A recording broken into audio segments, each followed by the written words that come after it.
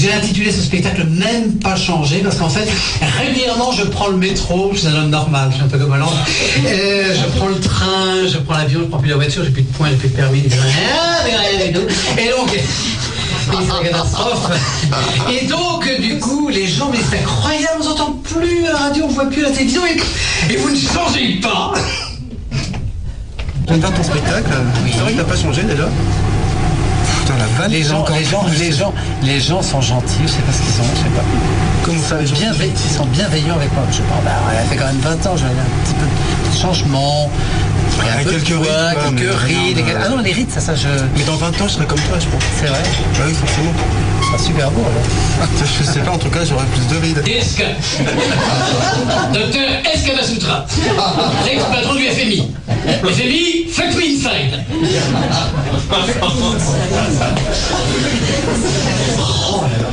Il fait la couverture encore de 3 journaux. Ok.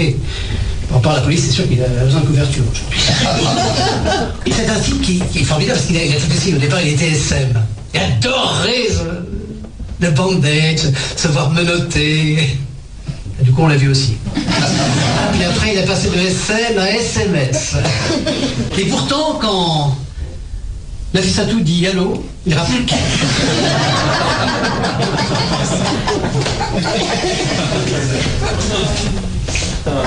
Il a peur de rien, pourtant il fait quand même 1m82, chose du 45, la basketteuse noire. Il a réussi à quand même à lui mettre un long panier. Enfin, c'était à l'époque où il avait le bras long. Hein. Et le jet long aussi. Ah oui, parce que les études balistiques déclarent, et c'est formel, qu'on a trouvé sur la moquette, sur le lavabo, jusqu'à au col de la blouse de la bonne. Puis un jet, c'est un spray. Ça s'appelle joindre le jet à la parole. Bon, j'ai vu ton spectacle, c'est super hardcore quand même des fois. C'est vrai, tu trouves? Ah ouais. Moi, je trouve que c'est pas assez. Je trouve que c'est... C'est vrai?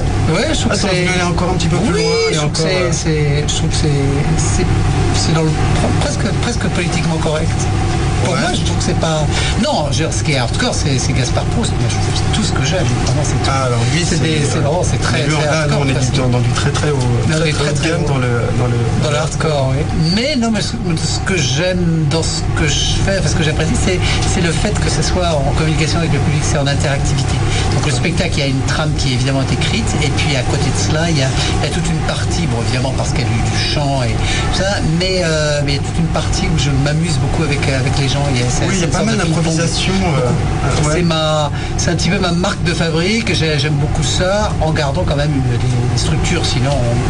Les people sont complètement fondus, redins, enchaînés de la powerplay. Regardez Vincent Lindon. Très powerplate. Jean-Pierre Coff. Très powerplate. Et notre président, évidemment, très powerplate. Vous avez vu dans quelle forme ils sont tous, là? Enfin, le petit un petit peu moins. Baisse dans les sondages. Est-ce à cause des mallettes? Fini par peser lourd. Mais si vous voulez faire de la politique on le sait, la politique est une jungle avec toutes ces bêtes en cours. Non, c'est cadeau, c'est pour moi. Tu réécris toute la semaine? Toute la semaine, je réécris pour adapter à l'actu. Pour coller à l'actu, sinon très rapidement, on est dedans. Par exemple, quand je parlais du mondial, je veux dire que c'est parce que ça a fait référence. Alors, le mondial, c'est le mondial. Le mondial. Et parce qu'il appelle comme ça, parce que c'est appris les langues, les idiomas. Et donc, il y a des choses comme ça qui peuvent aujourd'hui qui vont vite passer à la trappe, qui sont taxés d'obsolescence parce que l'actualité va vite. Aujourd'hui, c'est la dette grecque, c'est l'Italie, c'est les élections d'Espagne. Enfin, tout va très très vite. C'est l'affaire DSK aussi, chaque semaine on apprend un nouveau truc. On apprend un nouveau truc, c'est ça. L'affaire DSK, c'est pas béni pour les humoristes, mais c'est vrai qu'encore cette semaine, il y a dans trois grands hebdos, on parle de DSK en couverture, donc c'est terrible, on lâche pas l'affaire.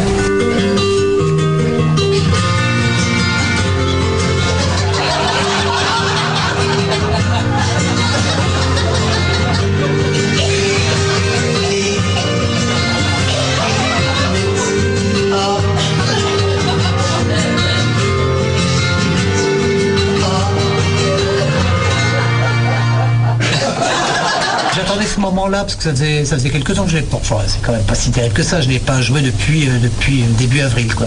Donc, sur scène parisienne, je parle. Tu vois. Et donc là, du coup, c'est vrai que ça faisait bizarre de le rejouer comme ça, en ayant travaillé cette semaine sur l'actu, en ayant préparé en plus des revues pour des revues de presse pour des radios.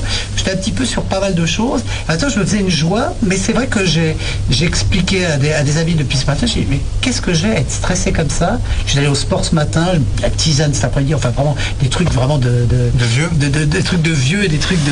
Non, plus de ça pour me mettre en condition. Et je sais pas ce qui s'est passé. Ouais. J'étais encore en répétition, les gens sont témoins. J'étais plutôt guilleret et je déconnais. Et je ne sais pas ce qui s'est passé. Il y a eu quelques SMS du genre on est bloqué sur les bouchons, on ne viendra pas, machin, etc. Et tout qui m'ont. Je ne sais pas ce qui s'est passé dans ma tête. Il y a eu une espèce de j'ai eu le trac. Et en plus de ça, chose terrible, c'est que c'est la première fois que ça m'arrive aussi. J'ai perdu ma carte Navigo avant de. Ah ouais, donc il y a eu deux éléments. Dans le métro, j'étais obligé de prendre un ticket de métro parce que j'ai plus ma carte. J'ai plus à faire tomber. Tu déconnes là? Non, je déconne pas. Pas sa carte Navigo. Enfin, attends, c'est hallucinant. Il est fou, quoi. La carte Kiwi, je dis pas, mais la carte Navigo. Mais attends, t'as pris un ticket de métro. J'ai pris un ticket de métro. C'est pour ça que tu parlais du ticket de métro tout le temps sur scène, tout ça.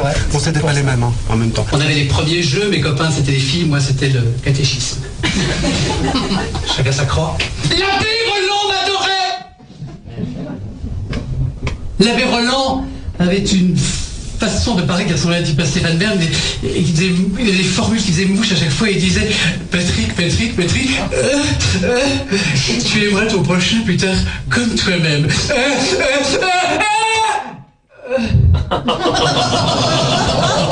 C'est beau, hein. Mais ça c'est mal. Merci beaucoup Patrick. Merci à vous. J'espère qu'on se reverra très bientôt. En tout cas, allez-y quand on te reverra pour un prochain spectacle. Pas encore celui-là. Celui-là, mais qui est réadapté, réactualisé. Systématiquement, ouais.